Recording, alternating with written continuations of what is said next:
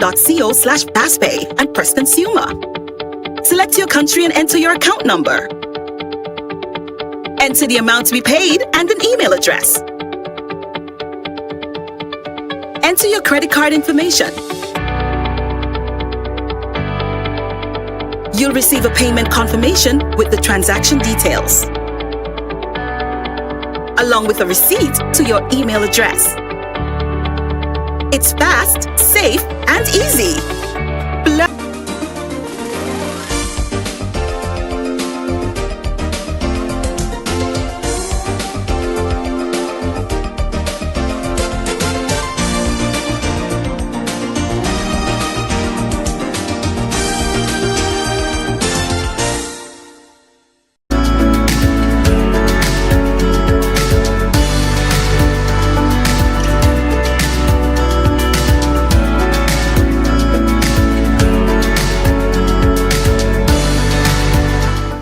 Hello, my name is Andre Barry Innocent, and I'm your host for today's discussion. November 19th is International Men's Day, and the Gender Affairs Department called together some groups as a planning committee to work on activities for International Men's Day. The group involved persons from the Gender Affairs Department, of course, the Labor Department, the Synergia Crisis Center, the International Men's Network, Do Something Good, Fathers Rise, and also the Labor Department. And as part of the activities that was planned was to do a series of public awareness and public education activities. This discussion today speaks to that particular alignment. And today, because of all that's happening in the country in terms of most of the crimes of violence happening with boys and young men, we sought to look at bridging the gaps between mothers and sons and fathers and sons. Today I have with me two distinguished guests. I have Mr. Cecil Jr. and Miss Kimberly Francis. Thank you. And Miss Kimberly Francis is a mother of a son, and Mr. Cecil Nelson is a father of a son. I will right now delve straight into the discussion. I will start with they say ladies first, so I'll start with the mother. So I know that you've seen your son growing up into a fine young man. How has it been for you as a mother to see your boy growing up? And how have your relationship with him changed? What has changed in the relationship as you see him grow up to be a young man? Okay, so my son is 14 years old, and my journey, our relationship, it has been really good. Okay. Bittersweet as it's growing, but most part it's been amazing. It has been a blessed one. Okay. For growing up, seeing him as a handsome, cute, adorable boy, he will accept that as a boy, and the changes now, he's growing up to a young man. So to hug him and express my affection, I cannot do that with him. Wow. So he knows that I love him, but to peck him on his cheeks in public, that's a no. To say goodbye and hug him, these are the things I'll miss as a boy. So that transition, it's not a bad thing because it's not negative on his end, but these are some of the changes. Yes. From mommy's little boy to mommy's handsome teenager. That's interesting. That's interesting because I think everything is interconnected, and I think to myself, now he may not want you to kiss him in public, but at the same time I'm thinking when he becomes a husband, his wife will need him to probably kiss him goodbye. So I think that everything is connected, and I'm hoping that even if he doesn't let you do it to him now, but he's conscious that he sees his dad doing it. Yes, so he's going to pick up that kind of a habit, Yes. Yeah. And what has been the hardest part for you in terms of, as he's growing up, the hardest thing to let go of in terms of what you were doing before? I don't think the hardest thing, I would say, maybe the independence, being dependent on me. Growing up, it used to be he looking up to me for the strength, the courage, the comforts. But now, seeing that he doesn't really need me maybe he does to some extent, but not as much as when he was a boy. So he can be away from home by himself, and he doesn't need me to, if he falls, he doesn't need me to come and wipe his sore or kiss the sore. He would do it on his own. So that is the dependence, the independence, that's the hardest thing. Yes, yes. He's growing up. Yes, it is. Yeah, so Mr. Cecil Nelson, when you think about your own dad, you know, what are the lessons in terms of both positive and emotional that you have learned and that you would want to effect or bring to the relationship with your own son right now? First of all, thank you for having me. It's a pleasure to be here this morning. My son is Aiden Charles, 7 years of age, grade 2 student. So I would guess the experience would be slightly different from yours in that my son is still a small child and not yet a teenager. So the experience would be different. But in terms of looking back at the past 7 years and even looking before that at the relationship which I had with my dad, who's now passed, interestingly enough, today is the anniversary of his passing, so it's been 4 years since he has passed. But we shared a very good relationship, and I think there are a lot of lessons. One thing which it's a very random thing, but which always stood out with me was that anytime we went anywhere, we were walking, you know, little children always love to touch people's vehicles and stuff, and he would always tell me, if it's one thing you never do, it's touch someone else's car. You don't mean? It's a pleasure to be here this morning. Independence, that's the hardest thing. Yeah. Relationship which I had with my dad, who's now passed. Interestingly enough, today is the anniversary of his passing, so it's been 4 years since he has passed. But we shared a very good relationship, and I think there are a lot of lessons. One thing which it's a very random thing, but which always stood out with me was that anytime we went anywhere, we were walking, you know, little children always love to touch people's vehicles and stuff, and he would always tell me, if it's one thing you never do, it's touch someone else's car. You don't touch people's cars. And I actually find myself telling my son that today, because you know, you maybe go through the supermarket, through the parking lot, and children like to touch, and I would always tell him, look, if it's one thing, now you know my father always used to tell me, you don't touch anybody else's car, and I find myself telling him that. Now, just one or two other things on the surface about my dad is that he was always smelling very nice, a nice cologne, and looking good and nicely dressed. So it's something which was passed on to me, and it's something that I would like to, or I'm trying to pass on to my son, even though he's still really young. But I always tell him, wherever you go, you make sure you're well dressed, you smell nice, and you smell nice and clean. Now, on the deeper emotional level, I think one thing which was interesting in our relationship is that we really grew a lot closer in my teenage years. So I would say maybe from about age 14, 15 onwards. Part of the reason for that, at that time my mom had gone to work overseas. She had gone to work in the UK. So he spent a lot more time with me, almost like stepping into the gap. So I actually remember every Sunday religiously, he would come to see me on a Sunday afternoon. Now sometimes he would, we'd stay in the house, watch TV or so on. Other times we would go for a drive. Now at that time, as a teenage boy, you go for a drive, you want to get a chance to drive the car.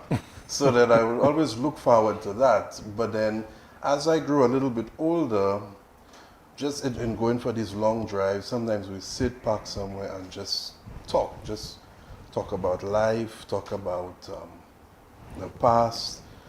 And during that time, I think we opened up to each other a lot about certain things, and it was almost a case where maybe certain things, you know, he would say he may not have been too happy with how things may have turned out in certain areas, but you know, at the time this was the case, and this and this, and just opening up and having that discussion. Yes, yes. So even though my own son is still pretty young, I try to, as best as possible, to open up with him and to have that kind of discussion with him. Yes. Because just looking back at our relationship, those years from the teenage years to my mid-30s before he passed were really treasured in that we were a lot closer than those earlier years. Okay, that's interesting.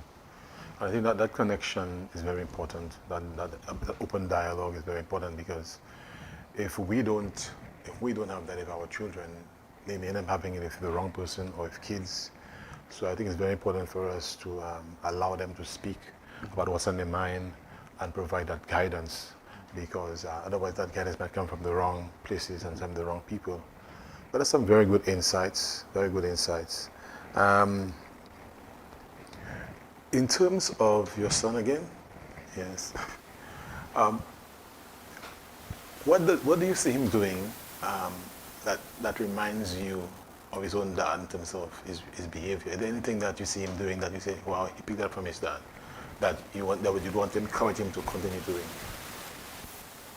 I like to think he has more of my personality. Okay. Anything like water has with the water of a father. In terms of his dad, I would say the sport. Okay. Currently, he's the national player for citizens. Wow. Wow. So it reminds me of his father. His father used to be a national player as well in terms of volleyball, football. So Athletic. the athletic side comes from his father, and they're really close in that area that I cannot relate to. Okay. So that reminds me of the terms that they use and the conversations that they have. That is very special to them, and even when his dad is not around, he tries to have that conversation with me. I try to fill in the gap, but I try to change the conversation in the sense that speaking from his father, making more about it, like ask him, how do you feel about that? How did you enjoy it? What could you have done better? Because I can't relate to it, so I have to try to find a way, like what will his father say? Yes. So, Yes. and when we have that conversation, I'm like, boy, I'm missing out. Yes. And I think sports is a very good avenue for kids, especially boys, because boys are very energetic. They have this testosterone running through their body, especially as they start touching the teens, and having a opportunity or event where they can now, release that energy into a sporting environment rather than into an environment that will not be to their benefit. I think sports is a good element, and I'm happy to see the schools now, they have a lot of what's called physical education and extracurricular activities after school that involve sports.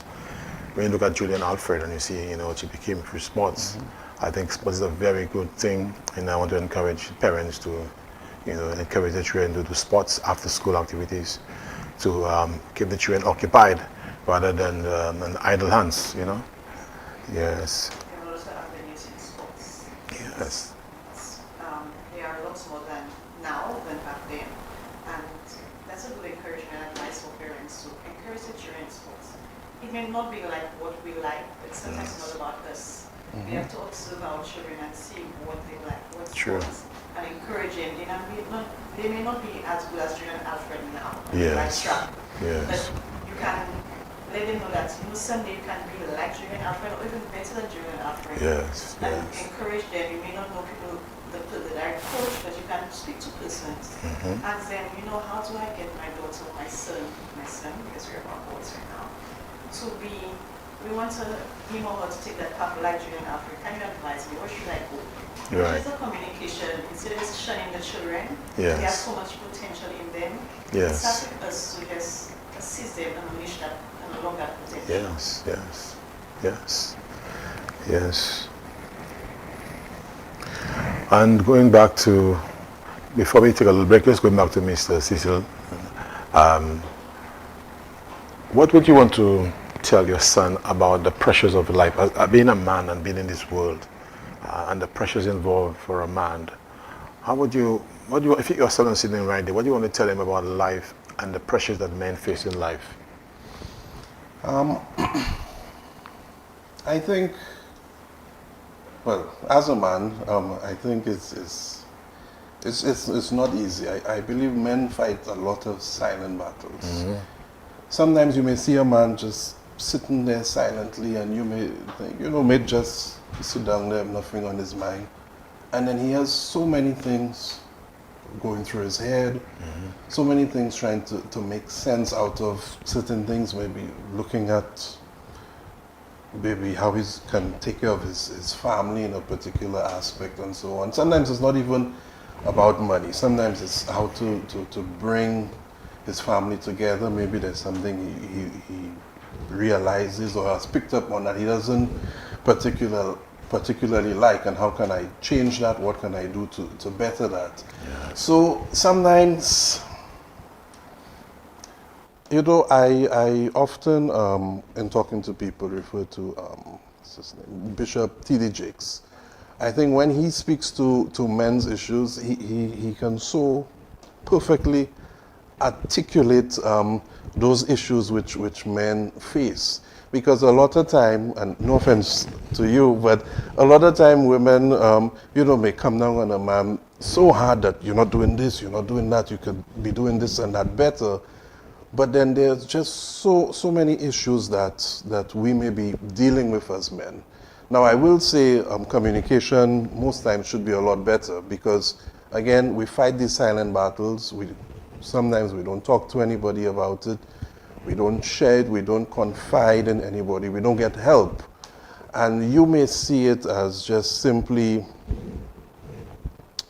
wasting time, or simply a man, you say that this man or this person is disengaged, but there may be so many things running through the mind of that person. And bringing it back to fathers, even as a father, sometimes I often reflect and I look back and I say, even though my son is still pretty young, what can I do differently? What can I do better? We just went through summer, and I had all these plans to do all these different things for summer with the two of us, or with the family, with his mom, and so on. And some things happened and some didn't. And then here I am reflecting on, how do I do this better? How can I work on this to change this or to improve on this thing? So these are just some of the thoughts or some of the things which men face, like these silent battles, which a lot of times people may not be able to appreciate, or people may not even know those little silent battles are being fought. Yeah, very, very deep, but true.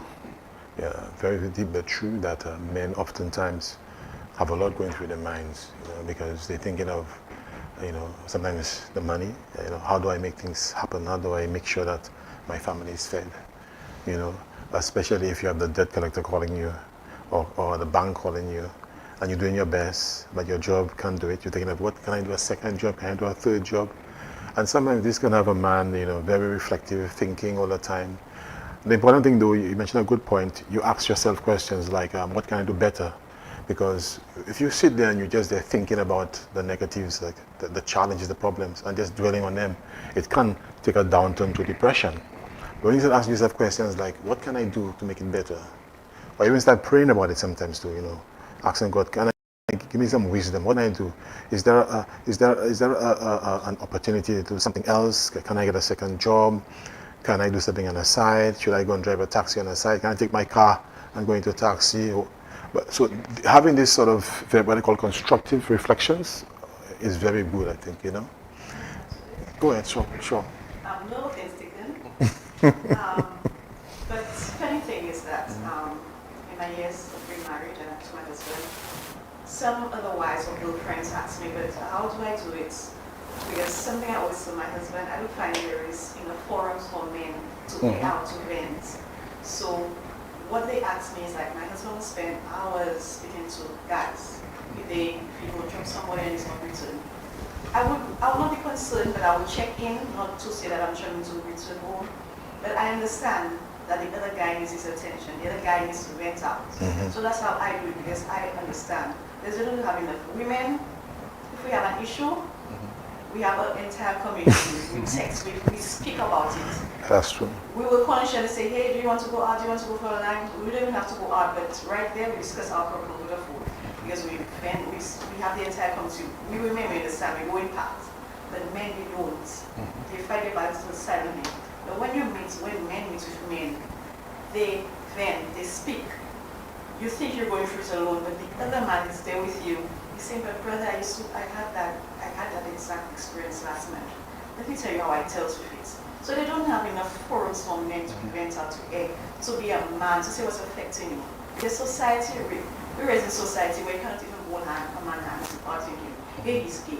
You can't even hug another guy to say, hey, I'm right there with you, without any sexual thing to it. But just let him know that you're comforted because I know what you're going through and you know things will get better. It may not be today, it may not be tomorrow, but sometime it will get better.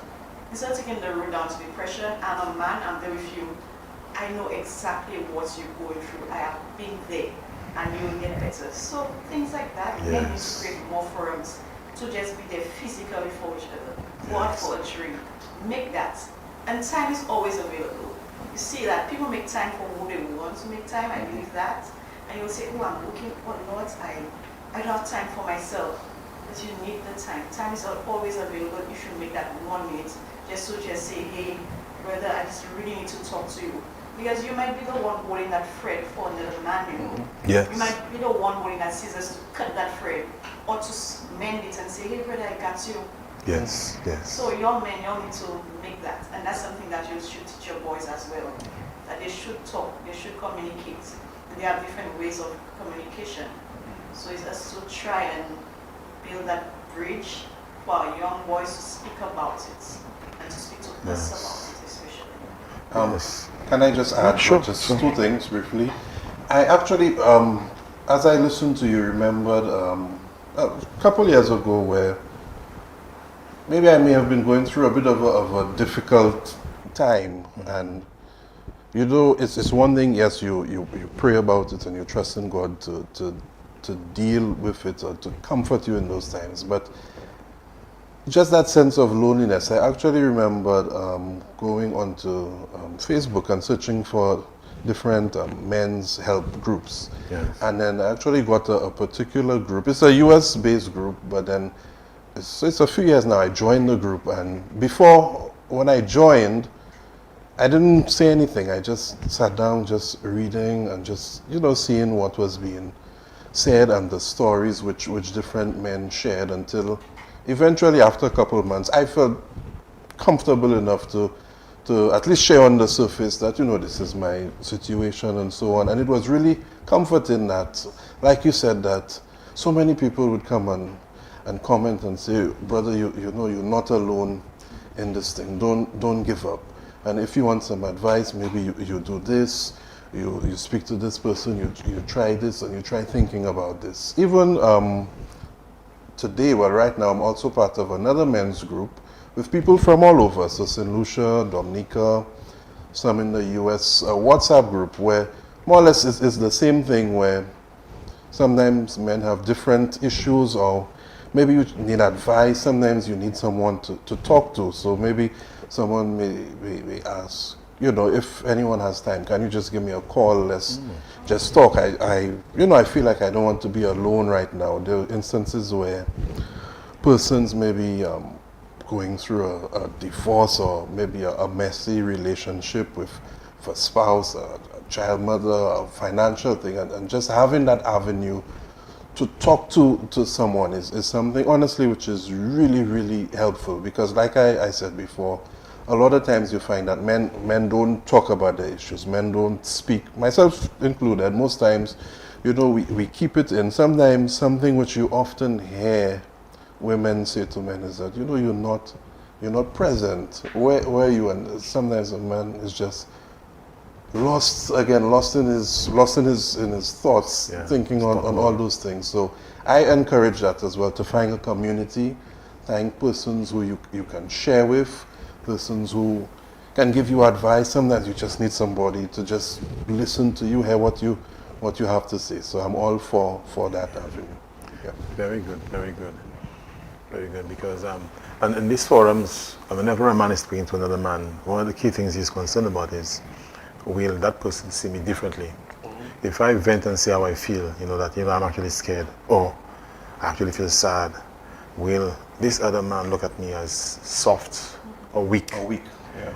But all of us in life go through periods where we feel weak, where we feel sad, where we feel lonely. Some of us just, try to ignore the feeling and be brave-hearted at it, and some actually, figure they need to vent. But it's important for when a young man or a man comes to you and he expresses, he wants to vent about something that's happening in his life, for you to,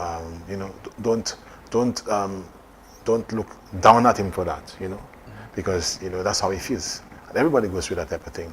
Nobody in this world goes through life without problems and issues. We all go through problems and issues, But spinning the conversation again, you spoke so nicely about your son in terms of you as a mother and him as a son.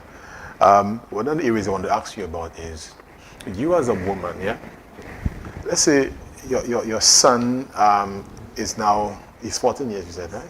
Let's say he is the age of 18, or he may be an 18-year-old listening to us right now, or 20-year-old, and he's saying, "Boy, I don't have a girlfriend. I don't know how to talk to a girl. Well, how are we going to get a girlfriend?" I'm asking that because a young man actually told me that once.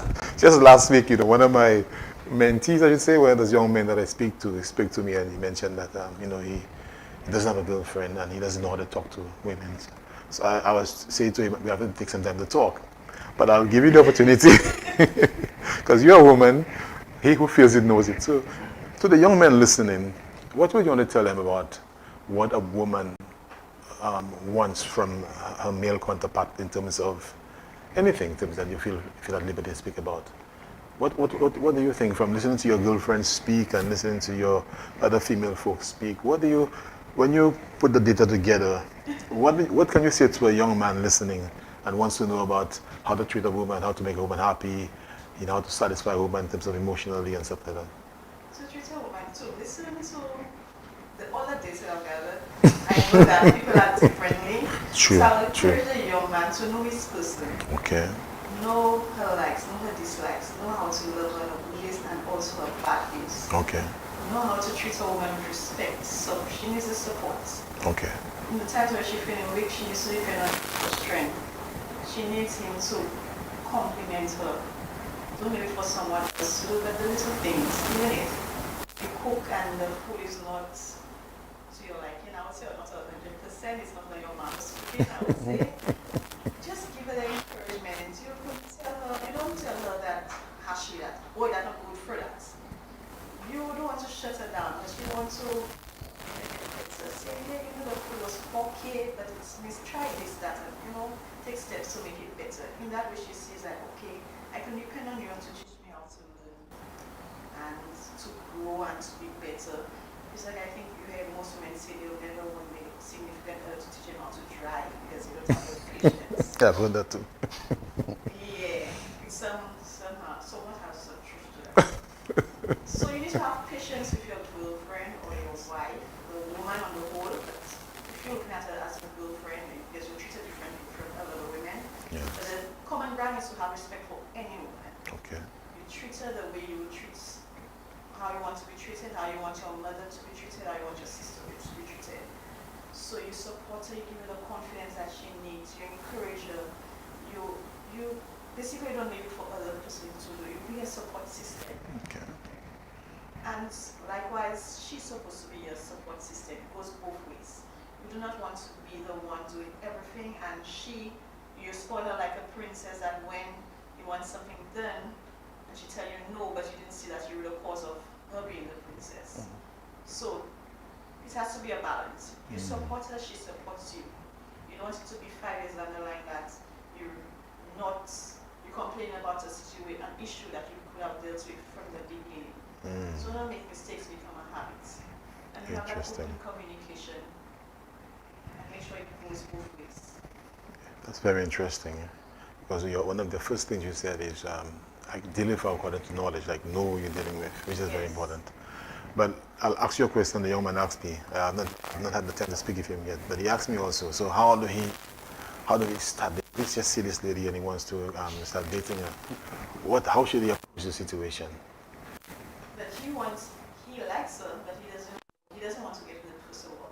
So it doesn't, even if you like to see somebody, it doesn't mean that the feeling is mutual. True. So you get to know the person, you find out where you stand, because you like her, you see that you want to date her, but you also don't want to be stuck in the friend zone. So you build that relationship, you get to be a friend. Okay. So eventually you'll know where you stand. Because sometimes seeing is not the exact thing that you're thinking of. The reality may not be what's in your thoughts. So you get to know that young lady. You get to know her likes, you introduce yourself to her. Then you get to know her. You need to know the type of woman she is or the type of girl she is before you date her. Yes, in your mind the end result is that you want to date her, but some way along the line of getting to know her and just be a friendship relationship instead of a intimate relationship. True. And you might be okay with it. Yes. And the expectation too. Do not set your expectations so high that you take a high fall. So it's good, great truth you spoke.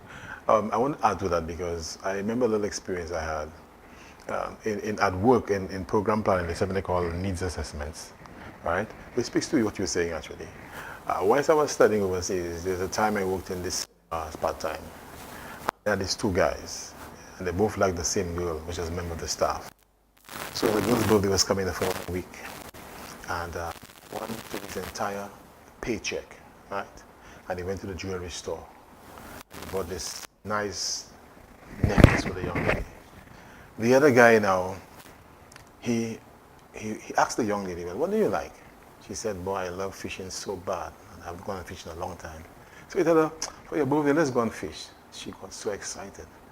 So at the end of when her birthday came, Ernesto's Auto Parts, located on the Labrie-Vifford Highway, is your place for auto parts. We have suspension parts, mounts, brakes, shocks, and so much more. We specialize in accessories like mats, batteries, horns, lubricants, and much more. We're open from Mondays to Saturdays from 8 to 5 and Sundays on most holidays from 8 to 1. L'opui, Ernesto kay depu.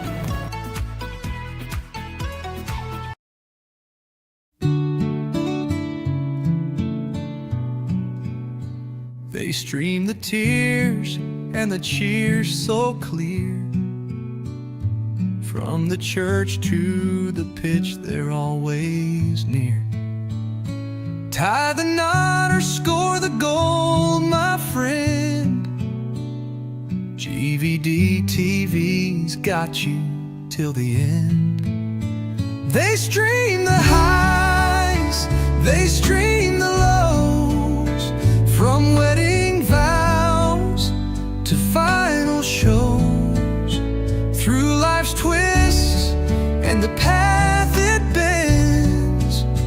GVD's there, it never ends.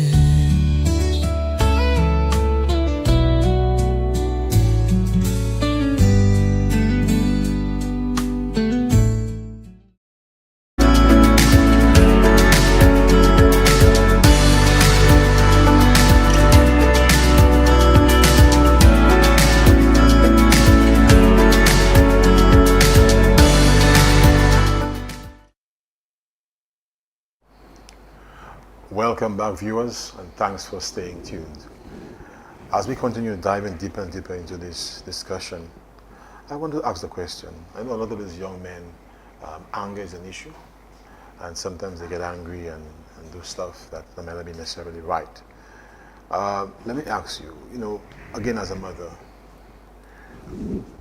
have you ever felt concerned about your son's anger and his nature or his silence? Have that ever happened with you, and how did you respond to that?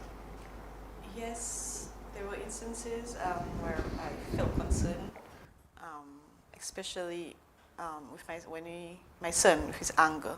He's very quiet, and when he's angry, I would know when he's angry.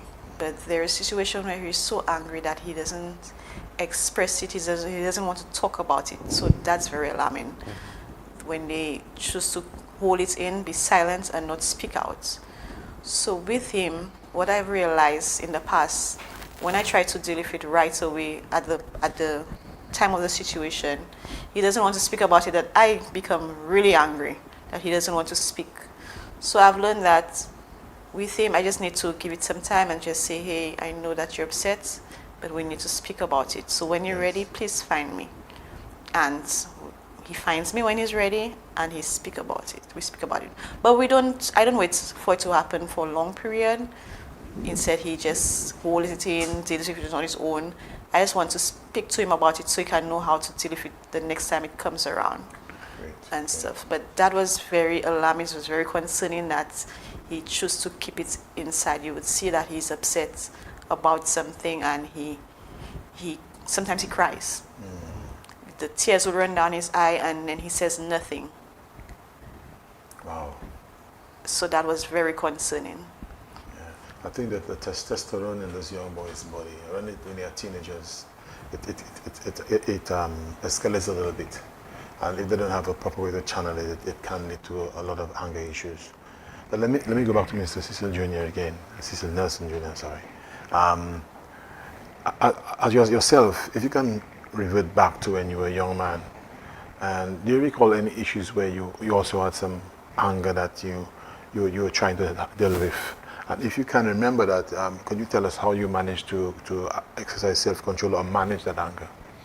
I think it's actually similar to what you said about your son, in that for me, my personality is very, very quiet. When I get to know someone, then I open up to you, and maybe, as people say, I reveal my true self. But then usually I'm very quiet. So if I'm angry, most times, unless you don't, or someone doesn't know me, but they wouldn't know that I'm angry, but I would keep it in. But then on the inside, I'm furious. But I just keep it in, which is not always a good thing to do. But just based again on what you said, I like the fact that you allow your son time to let it simmer, and then come and then speak to him. I know maybe the Caribbean thing to do as Caribbean parents, I want to speak to you now, you come now, and let's deal with it now. But then, like someone actually told me, we are all individuals. As adults, we are individuals. As children, we are individuals. As young adults, we are individuals. And we all have to process our emotions differently, within a different time, within different ways. So it's always good to give someone that grace, to give them that patience, give them some time, let it quiet down, let it simmer down, and then address it. For me, I think one thing I've learned through the years is that I don't want to say anything out of anger. Because you do, in myself, I know that I'm angry, but then whoever it is I'm dealing with, when the words come out, they will not internalize and say, hey, he was angry, maybe he didn't mean it, or he didn't mean it like this and that, and so on. So I, again, withdraw, allow it to process, because I don't want to speak out of anger. Even as a husband, if something happens in the home and I'm not happy with it, if I'm upset, I will not deal with it. I may say, you know what, just give me a little time, and then we'll talk about it. Or maybe sometimes I come home from work and the day wasn't the best day. I may say, you know what, just give me some time, and then we'll talk later. So then I take that time, maybe go for a walk, maybe sit in prayer, maybe just listen to some music, maybe go just sit down, drink some tea, but just remove myself from that situation and just allow it to process. Because I think, like anything, anger is an emotion like anything, but we should be able to manage that emotion, not allow it to get the better of us, that we're angry and we just react and we just in a rage and we just doing and we just saying. But we withdraw, you process it, you allow yourself to simmer down, and then you deal with whatever it is. Because sometimes you say something in 5 minutes out of anger. It takes more than 5 years to ever deal with it. Sometimes it's longer than that still. And the person will hold on for to a that. long time, yeah. I mean, you maybe you even forget about it already. Yes. But the person remembered in that moment, this is what you said, and they hold on to that forever. Yes. It's worth taking time to think about your actions when you are angry, especially as men, and even more so as young men. Because if young men, there's a higher level of testosterone. Testosterone gives you the tenacity to fight. But that tenacity was not meant to fight each other. It's meant to push against laziness and procrastination, to make you get up and go to work. That testosterone is meant to push you. But if you don't redirect it to the right path, and you end up in the wrong day at the wrong place, the wrong person, you can end up saying and doing things that later on it takes you many years, sometimes 20 years to actually recover from what you said or did. Somebody have been in jail out of anger too, No, go ahead, sorry. Now, I was going to say, even to the young men, because sometimes when you're angry, sometimes your own friends do you a disservice. Instead of pulling you away from the situation, they pushing you on. So don't let them tell you that. Don't let them disrespect you for that. Then you go, you do something, and years later, you're still dealing with the consequences of what you did. I remember that happened maybe about 3 weeks to a month ago. After there was a situation in traffic where I had the right of way, but this guy came speeding, but I was already out, so I couldn't go back in. So I pushed myself out, and the guy was upset. But then I had already gone out, and the guy was behind me. Lo and behold, we were going almost the same place on the street. So then I came to park, and then the guy came a little distance in front of me, and the guy just started reversing. And I'm saying, I was in the car with my wife and my son at the time. I'm saying, hey, but like the guy gonna hit me. And then he's reversing, and I'm reversing now. But it's a lengthy street. I'm reversing, and the guy is reversing, and I'm beeping the horn, and then the guy is not stopping. Now, it happened in a few seconds, but then it was enough noise with beeping the horn. 1 or 2 people came out, and then a person called out and said, hey, but like, you want to hit the guy, you want to hit the man. Anyway, eventually he stopped. And then in that moment, I opened the door of my vehicle because I was going to tell him something like, what you doing, what's happening. And then my wife was like, no, just leave it alone. You have us in the car, just leave it alone. Now, if she didn't do that at that time, who could have tell what would happen in that moment? But because she saw I just opened the door. And then she held my other hand and she's like, no, just leave it alone. Let's go somewhere else. Then I just removed the vehicle and I just went and parked somewhere else. But anything could have happened in that moment because of that bit of anger. Even when my husband is driving, sometimes I have to tell him, don't do things this. What I realize with my children, they remember stuff. When situation happened, they bring you back to the time you didn't even remember, and they say, hey, this is how you reacted and whatnot. So as much as you are within your rights, you want to teach your children the right things, even if you think they are not watching, but they watch you, they see you as a role model, and sometimes they use situations to say that, hey, my mother did that, my father did that, so why can't I do that? That's very, very true. The children do what they see. Yes. It's better you show them what you want them to do. Mm-hmm. If you're going to show them something or you're going to do something in front of them that you don't want them to do, then don't do it. Right. But I can tell you a simple example, like I had this nephew of mine, and I was trying to finish a certain book before a certain time. And every Saturday when he comes to me, I would be reading his book, trying to finish it, After about the third Saturday, when I arrived at the house, this young boy went and took a book. Now he was only about 3 years, he cannot read. He had a book upside down, but he's basically mimicking what he saw me do every Saturday. So now I'm reading, he's reading too, but his book upside down. But he's doing what he saw me do as a father figure in his society or in his grouping. So it's very important for us as leaders and parents and teachers and any form of leadership that we make sure the type of behavior we show or display in front of the children, especially young men, the boys, that is one that is good, because they will do what they see us do. Yes, yes, yes. But that was a good response, that you calmed down yourself and you moved away.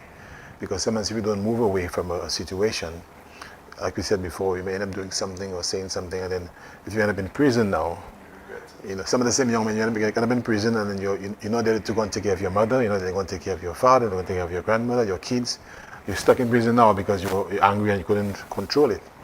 So it's very important for us to think about what goes through our mind and the consequences. Is it worth it? Is it worth me going and take revenge, or worth me going and exert my manhood and power and beat the person up? And the next thing I end up in prison, my daughter or my son needs me when I'm in prison, or my wife needs me when I'm in prison, my grandmother or my mother, my parents need me to take care of them when I'm in prison. So all the things we think about when somebody decides to disrespect us, as young men. Yeah. To tell a young man is that we can't control someone else's actions, but our reaction, So true. we have control over our reaction. Yeah, so very true, so very true. All right, let me ask the next question. I like to go to the ladies first again. So, what's the one thing you would like your son to think about you later on in life? If like, say he's now 30 years and he looks back, what do you want him to say about his mom? His mom. I would say I would like my son to know that I love him unconditionally. I want him to remember that the way that I loved him, that he was well loved. I did the best that I could with him. And I would always say the love aspect, I really want him to remember or know that when you look back then, that he was loved. If I could ask you the same, what you want your son to think about you, say when he reaches the age 30 and he looks back about his dad, what would you want him to be thinking? Well, a couple of things. I know you said one. No, it's okay. You can go ahead. Go ahead. I actually remember, again, after my father passed, if he was alive today, when this aired, he would have been so proud. Sitting there watching that, he would have been so proud. But after he passed, I met a lot of people. Some I knew, some I didn't know. And then they would always say, "Boy, your father was so proud of you. He was so proud of you. He would come and he would tell us, you did this at work and you did that and you studied this and you studied that, and he was just so proud of you." And then, so I would really want my son to know, even today, like now, like I would tell him, "I'm proud of you." And he'd say, "For what, Daddy?" And I'm like, "Just being a good boy, I'm proud of you." So I want him to know, so there's three things that I'd always tell him, that I'm proud of you. Whatever you do your best, you try your best when it's, what's this thing called? Report book and end of term and whatever the grade is. I don't want to say it doesn't matter, but whatever it is, I'm proud of you because you gave your best. Then I always want him to know that I love you. Whatever it is, I love you. And then the third thing is, just for me, now funny enough, is something my father also would tell me, is that he tried his best. No matter what happened, the outcome may not have been what you would have wanted or the ideal outcome, but that I tried my best. So I would want him to know that I too, again, I think I will mess up. I'm a, what's it called? A first-time parent, or he's my only son, so I will make mistakes. I'm human like anybody else, but I always want the best. I've always tried my best. I love you, and I'm proud of you. Yes, and let me add to that and say, all fathers listening and mothers listening, especially fathers, because sons have a way that, they look up to their father for some reason or the other. And it's important for you as fathers to give your son a sense of approval. He may not always get it from his teacher all the time or from his other leaders all the time, but he should get it from you. And don't think it's soft in any way to tell your son you love him, because you love him, and you gotta be honest. And I say all of this because I remember one day I went to a funeral, and then, you know, this gentleman had passed away, and I saw this young man going up and down the church, around the coffin. And then when the pastor had done the funeral and they were carrying the body out, then he just jumped out of the congregation and started speaking to the coffin and telling his dad, "Daddy, I love you, Daddy, I love you, Daddy, I love you." And I'm thinking to myself now, wow, the timing has gone. His dad can't hear him. So I'm thinking to myself, you know, sons, likewise dads, you know, take the time to tell your daddy you love him if you love him. Don't wait until he cannot hear you. Likewise, dads, take the time to tell your son you love them. There's nothing weak about that. You know, love is not a weakness. Love is actually a strength. So take the time to do that. And mothers also, like you said, take the time to tell your son you love them. You know, sometimes when you listen to some of those rap artists, they sing all kind of songs, but then when it comes to their mother, they always have this special note in the song about mama, you know. So I think it's very important for a son to have a source of love that is consistent and unconditional. Doesn't matter whether you do good or bad, he has this, he knows that he can go back to that person and he'll always find love there, you know. So going a little deeper now, we spoke about anger, we spoke about a lot of other things. I want to talk about education, you know. I find out that sometimes the girls lately, when you look at education, the girls seem to be doing very well at school compared to the boys for some reason. You have a lot more dropouts from boys based on the statistics than girls. I just want to ask the two of you, from your own perspectives, in your own words, what would you want to say to the boys that might be listening on there in terms of their education, and how would you want to encourage them to pursue their education in a rightful way? Me again? Somewhere along my few years on earth, very few years on earth, I've realized that education is not about academics alone. And right now, thank God that we have different systems where we have the trade schools and TVETs. The boys out there, the young men out there, should find out what their talent is, what their gifting is. It may not necessarily be academics. They both go hand in hand, but there's also those with the skills and the trade. There's always a way, I would say. Find that one person that would encourage you to lead you right to the right path, to grow on your talents. There's also many different platforms now. You have YouTube, you have ChatGPT, you have TikTok, you have whatever the internet has, you have the internet at the palm of your hand. So instead of using your phone to do something negative, you can also use your phone for growth. And education is always for yourself, I would say. You're never too old to learn. Continuous growth is an improvement for yourself. You build yourself for yourself. Success is for yourself. It's not for your mother, it's not for your father. It's for yourself. So never think that, okay, I'm too grown to pick up a trade, I'm too grown to pick up a book, I'm too grown to advance my knowledge. You never know where your knowledge will take you. So make that time to invest in yourself. That's wise words, yes, thanks. I think from me, I would say my message would be that, for one, education is important. Don't let anybody tell you it's not important, whether it's your friends, partners on the block, whatever. Education is important.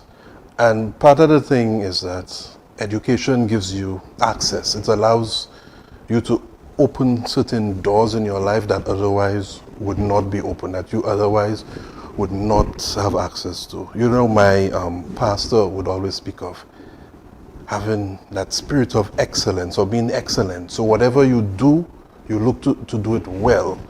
Now, just like you said, or to complement what you said, everybody may not be book smart. Everybody may not, be able to sit and do chemistry and physics and biology and all of that. But that's okay. The thing is, you need to find what you are good at. You need to find out what it is that you have a liking for, what it is that you have a passion for, and then you go and you you just dive into it and surround yourself with it, and you pick up books on it, and you read, you look at the YouTube videos.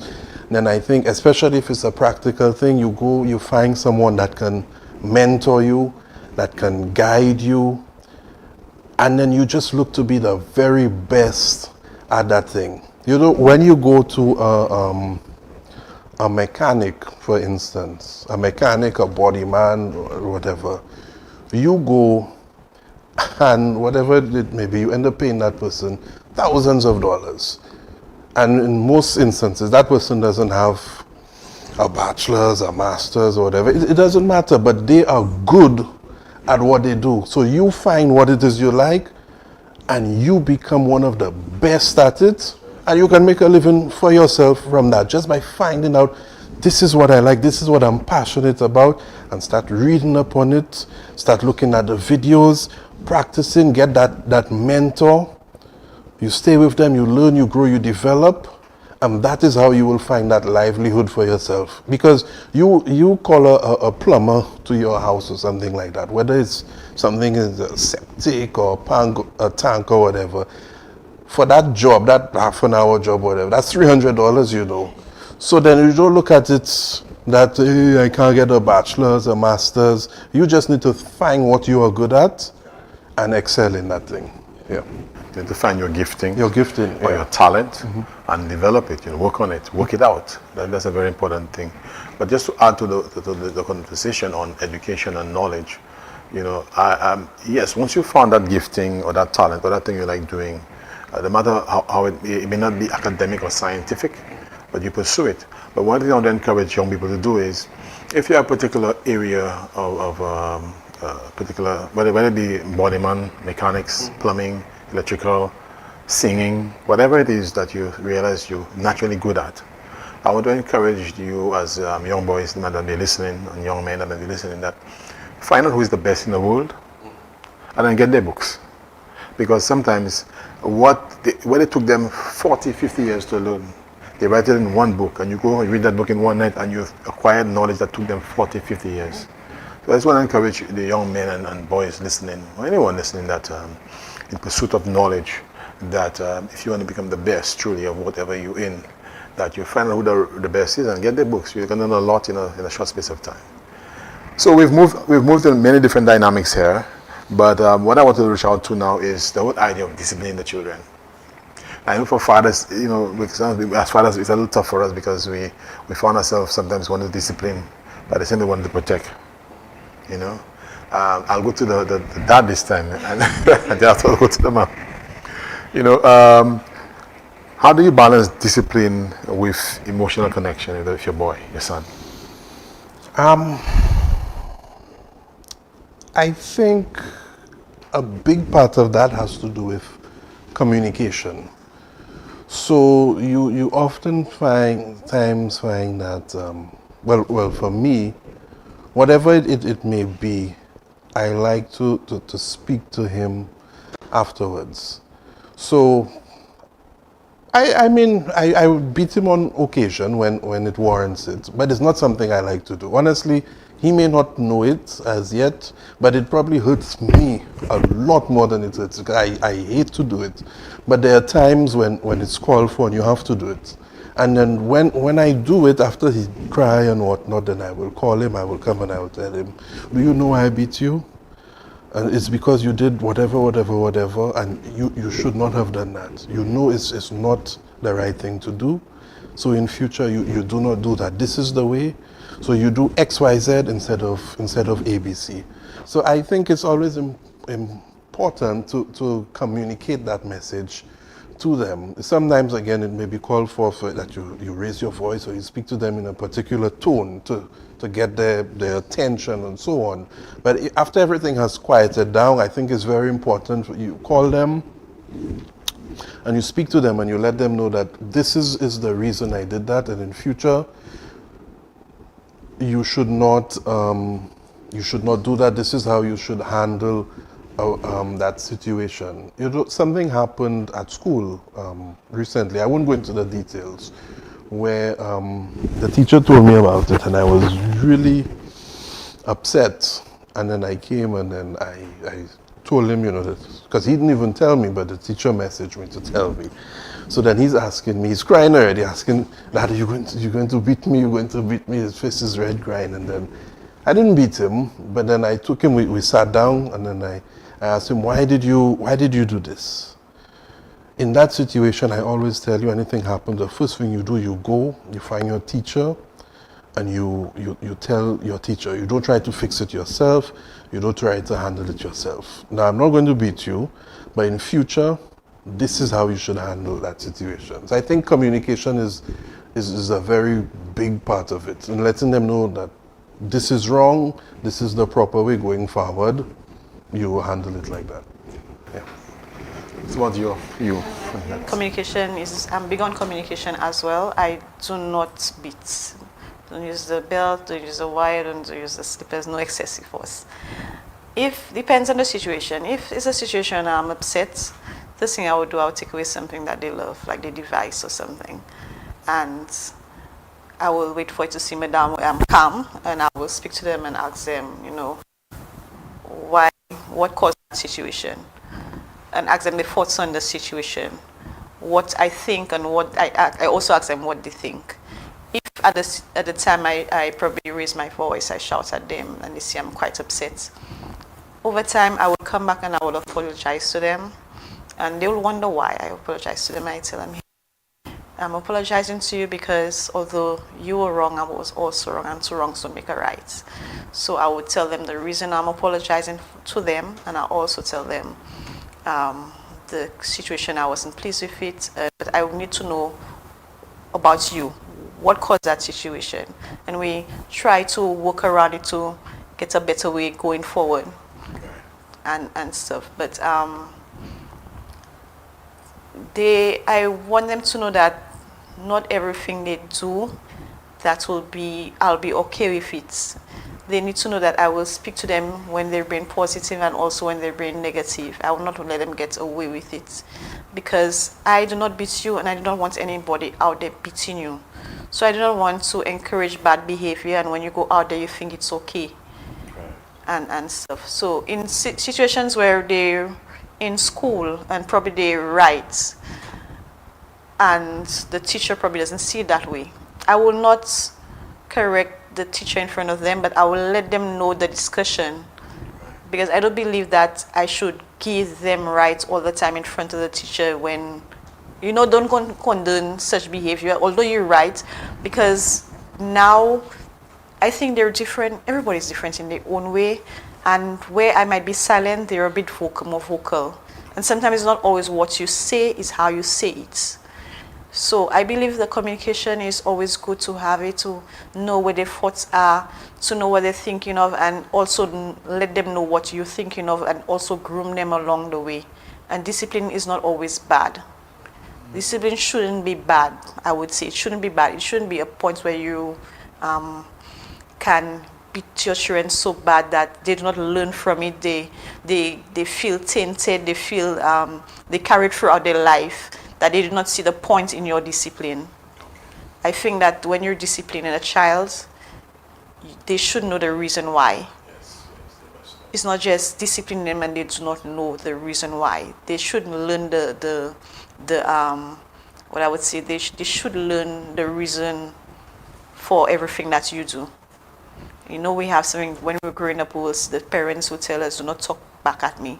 You don't need a reason because I'm the grown up and stuff. But they will do the same thing someday, and you'll be the one in their shoes wondering, why are you speaking to my grandchild that way? Is that how I raise you? And it's actually we raised them like that because we didn't want them to speak back. But I believe the communication should always be open. Because if you, like you said earlier on, if you don't have that relationship with your child where the child can come and speak to you, they will find somebody out there, and it doesn't necessarily mean that you like that person, or that person may not be a positive individual. So you need to have that relationship with your son. All right. You know, sorry. Go ahead. Since you mentioned discipline, something I always say to my son when I discipline him, and again, he's too young now to understand it, but I always tell him, look, it's either I discipline you or the government disciplines you through your teacher and the police or whoever. But you will, it's better for you that I discipline you because I will have mercy on you. And I always tell him that. So that's just something to keep in mind for young persons, that when your parents discipline you and so on, you may not like it, but trust me, you don't want a police officer and SSU to come and discipline you. So it's better you take it from your parents than from the government. Yes. Because they must understand their rules and different institutions, including the schools, the job, the country, have rules and laws that they must abide to, no one is above the law. Okay, now we're coming down to our final moments. I would now like you to take some time to think about what would you want to be your final words to any young man listening, any young boy listening, any final words you'd like to say to him. He has a mother, and you as a father, to any young man that's listening out there, that to sort of impact their lives. If you want, I can shift Yes.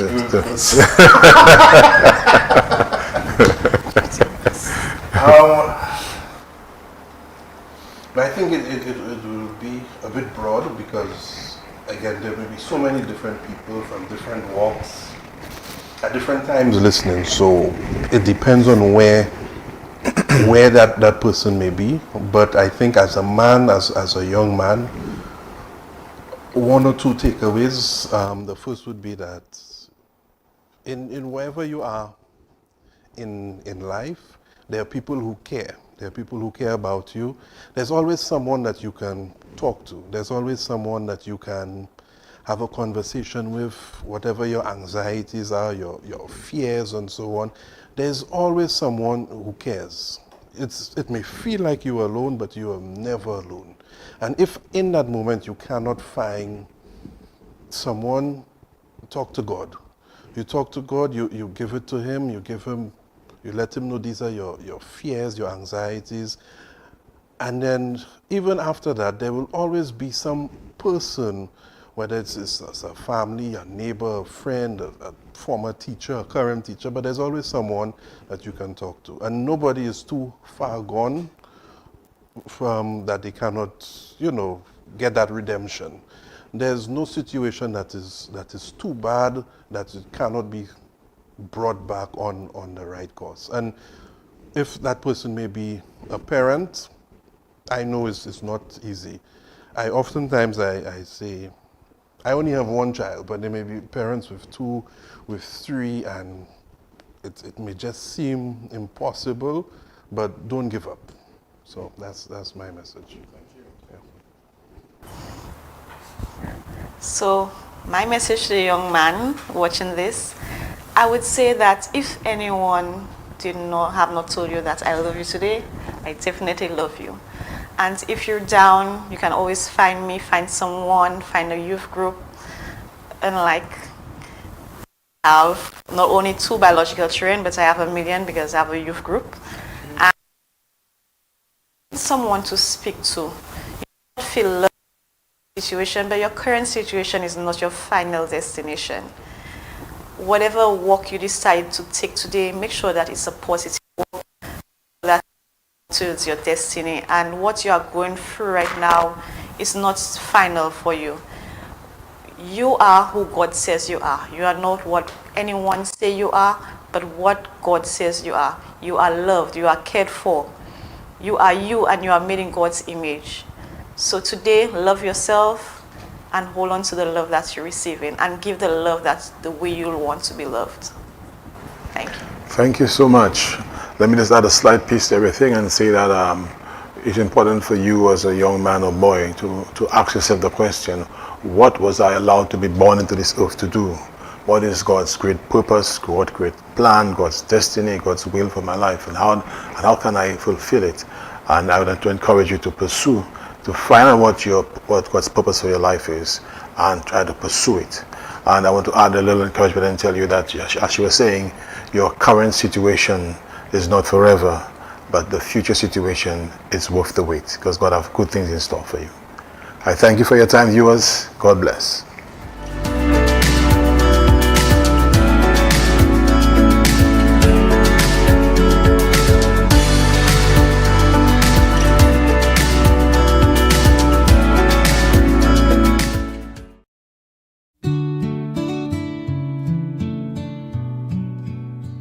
They stream the tears and the cheers so clear. From the church to the pitch, they're always near. Tie the knot or score the goal, my friend. GVD TV's got you till the end. They stream the highs, they stream the lows, from wedding vows to final shows, through life's twists and the path it bends. GVD's there, it never ends.